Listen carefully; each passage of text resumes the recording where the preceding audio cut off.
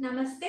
Welcome you all to this Facebook live session. Today, we are emphasizing on the topic body focused repetitive behavior by our dermatologist, Dr. Aishwarya Malladi. Before we start our session, we would like to inform you that Apollo Hospitals has always been at the forefront of the patient safety and we are following all the guidelines given by WHO. Our doctors are always available for virtual consultation on Apollo 24/7 app. Now, let's go ahead with the session. Today we have Dr. Aishwarya Malladi. She is a consultant dermatologist at Apollo Hospitals. She has been specialized in cosmetic procedures like dealing with acne scars, chemical peeling, PRP therapy, and so on. Welcome, ma'am. Yeah. Let's start the session. Yeah. Good morning, everyone. So, before going into the actual topic, I just want to emphasize on psychodermatology, which is an important and emerging subspecialty in dermatology.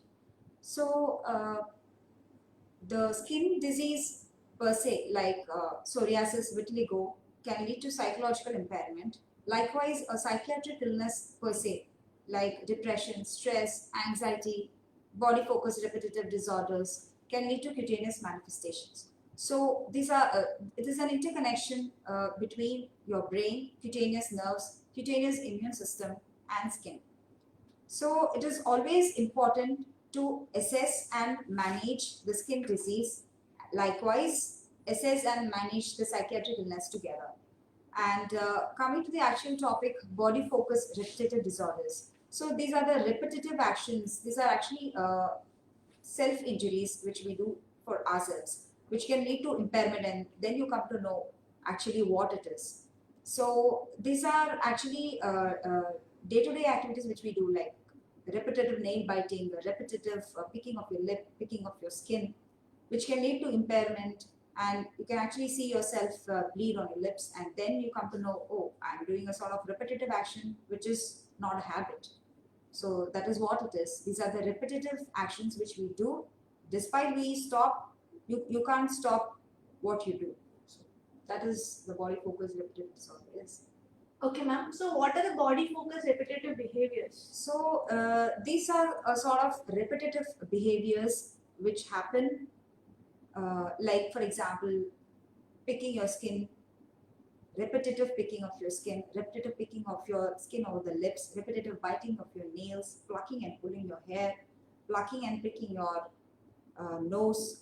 So this can happen knowingly or unknowingly. So then, if you uh, purposefully do it and you know that you're doing it actually, and you stop it, but you cannot stop the urge, and then it can lead to an impairment like bleeding and cutaneous scars, and then you come to know this is not something which is normal. Why BFRB happens, ma'am? So basically, it's a combination of neurobiology and your cutaneous nerves, your cutaneous immune system, skin, and the psychiatric impairment all together. Also because of your anxiety, stress. But that's what a psychodermatology is actually. It's a combination of both skin and the psychiatric illness. Okay. So, how can BFRB happen? So it can happen to any one of us. So it can happen because of your stress, anxiety. Just for the sake of temporary relief, we can bite our nails and we can pick our skin. But this shouldn't manifest into a disorder. So that's what you have to watch about. Whether you're doing it knowingly or unknowingly. Like plucking or pulling your skin or plucking or pulling your hair is not normal. So whenever you're stressed or whenever you're tensed, you just tend to do it and you get a sort of temporary relief of your anxiety. Like as it is an IPL season, we keep biting our nails and because of your stress and anxiety. That's what we reason it. We reason it out like, yes, I am stressed out, so I'm doing this. So even after you want to stop it and you are not able to stop it, so just before you do the repetitive behavior, you get an urge that you have to do it. So that is what a body focused repetitive disorder is actually. So, ma'am, when does this actual BFRB start? So this can start in early childhood. This can happen even in children who also adults. Females are commonly affected than men, but men are also affected. So this sort of thumb sucking activity can happen in children almost even in our childhood. But this shouldn't turn up into a disorder. So in many psychiatric illnesses and mentally retarded children, due to developmental delay, uh, children tend to have this sort of repetitive behaviors. So parents should not be overcautious and over concerned and over anxious on what their children doing. So once they start to do this, children keep hiding things. For example, children have a sort of thumb sucking activity and parents don't want it, maybe because of social they shouldn't happen in front of anybody. The sort of concern parents have, that is true, but don't try to pull it forcefully from their children. If they have this thumb sucking activity, this later on can turn up with this nail biting. So just be cautious on what your child is doing, but don't show it to them as they hide. For example, your child keeps sucking his thumb, and you just come and pull out his thumb, and he'll be like, "Okay, next time when my mom comes, I shouldn't do this." And again, after you disappear, he's tried to do that again. So that is not the solution of the problem, right? Yeah. So what are the common BFRB types, ma'am? So these are self injuries which are done to oneself. Like for example, repetitive plucking and pulling your hair, repetitive picking of the skin, then repetitive picking of the skin or lips. And even if people won't have acne, the young girls tend to pick their cheeks, the temporal side. So biting their nails, picking their nose. These are one of the common body focus repetitive disorders actually. Okay, ma'am, you're talking about trichotillomania. Yeah.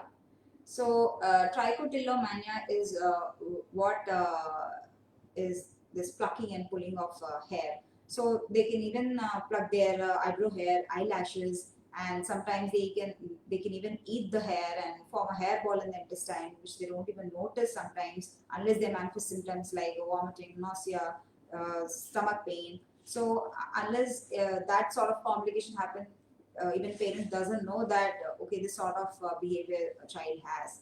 So be cautious on what your child does or what you're doing actually. So this sort of plucking and pulling of hair leads to hair loss, and they consult dermatologists that they have hair loss. So looking at the clinical pattern and the clinical picture, we can actually differentiate between different sort of hair disorders, and you can evaluate from the root cause, like what exactly happens before you pluck your hair, before you try to pull your hair.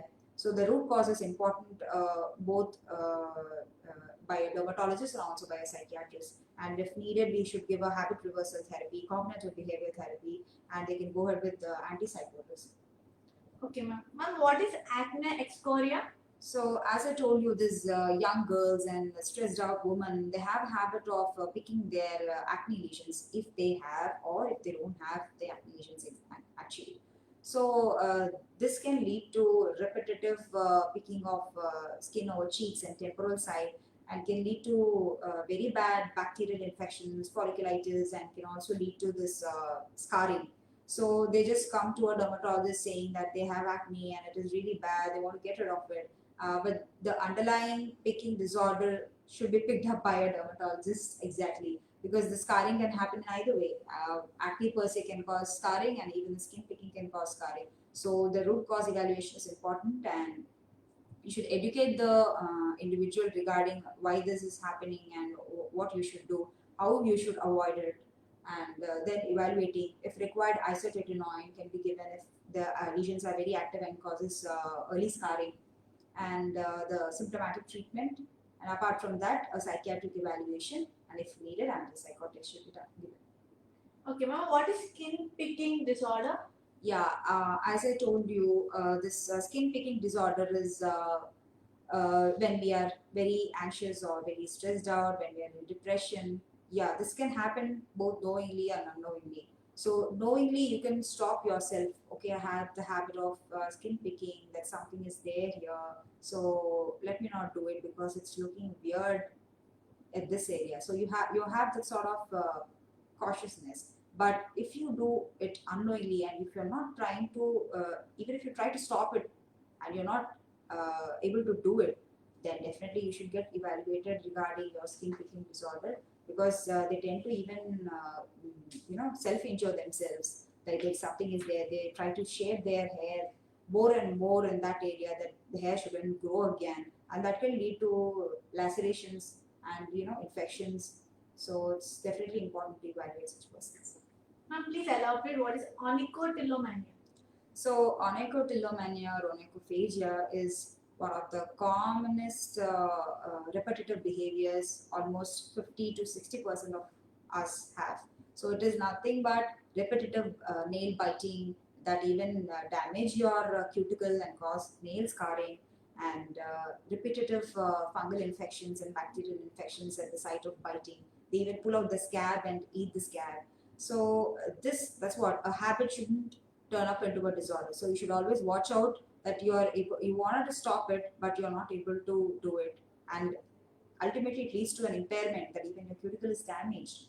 So it's always important to watch out what you're doing, and if you're not able to stop it, you should definitely get evaluated. Tell your friends, tell your parents, tell your colleagues about what you're actually facing, and if you're not able to stop it, just warn them to you know ask them to stop you when you're doing it repetitively. That's what onychotillomania. Okay, ma'am, what are these health anxieties? So health anxieties is one of the common concern all of us have, because see, this is a COVID season and it's a deadly virus around us. So having health anxiety is actually increasing day by day. So it's nothing but washing your hands repetitively, being more cautious about the dirt, about the germs, about the molds. So this sort of phobia can develop in health anxieties, and they actually wash their hands up to 100 to 200 times in a day. So what will happen if you repetitively wash 100 to 200 times? So it can cause irritant contact dermatitis, can lead to eczemas, and again followed which you have bacterial and fungal infections and so on. So, and repetitive bathing, like almost 20 times in a day, more concerned about the germs, more concerned about the dirt around them. So, this can definitely lead to skin manifestations. So, it's always important to watch out what you do. And some people have this anxiety of bones, that, yeah, I have a mole here and there, and what if it is a skin cancer? So, let myself get examined. So in fact, they literally come every month and examine themselves, that their colleagues or their sister or some of their friends are having this sort of moles, and this turned up to be skin cancer. So I'm also worried about that. Can you please examine me? Can you do biopsy? Can you just shave it off? So having concern is good, but too much concern and being overcautious on what you're doing is really not good. So that's what I tell, and get yourself examined. Maybe, yeah, 6 months, 6 months to 1 year. That's really good. But being overcautious and picking each and every lesion and thinking about it is not good. It's not good. So, ma'am, we are talking about the snail biting, skin pricking. So, how do we approach and manage such disorders? So you should actually know the root cause of the problem and go with the habit reversal therapies, cognitive behavior therapy. So why is it actually causing? So just before they start doing this, what exactly happens to them? Do they have an urge to do it? And if they don't do it, do they injure themselves? There are actually people where they don't do the repetitive actions. They bang themselves, they beat themselves, they self-injure themselves, that no, without doing this, I'm just not going. This is not just going to happen if I'm not going to do. So that sort of behavior is really it's really bad, and you should get yourself evaluated. Watch yourself, and for this nail biting and all, keep your nails short. Even if you want to bite your nails, there's no scope to bite your nails. And keep yourself engaged in one or the other activity that you actually forget what you want to do. For example, you want to pick your nose, you just keep your hands busy doing playing some cubics roll, and knitting something. And even you do all this sort of activities, and you still have the urge to do, just wear a gloves, go for a drive, listen to music, and relaxation techniques like deep breathing exercises. So get yourself engaged in some other activity that you actually forget what you're doing. So that is what about this relaxation techniques, habit reversal therapy, cognitive behavior therapy. talk therapy is you just sit, talk with your buddy, talk with your parents, and talk with your colleagues. Yeah, I have this problem. Please warn me if I'm doing this repetitively, and please. It's not like pulling out your hand is the solution of the problem. So that's not what I talk about. So that is just a temporary solution. That's not the treatment which you are supposed to give. So find out the root cause, assess, evaluate, and if required, you should refer to a psychiatrist and take their help and talk with them. Tell them what exactly happens, and if required, please take a course of antipsychotics. And yeah, that is. Okay, ma'am. Thank you so much. It was really informative, Thank and you. that's all for today. Thank you, viewers.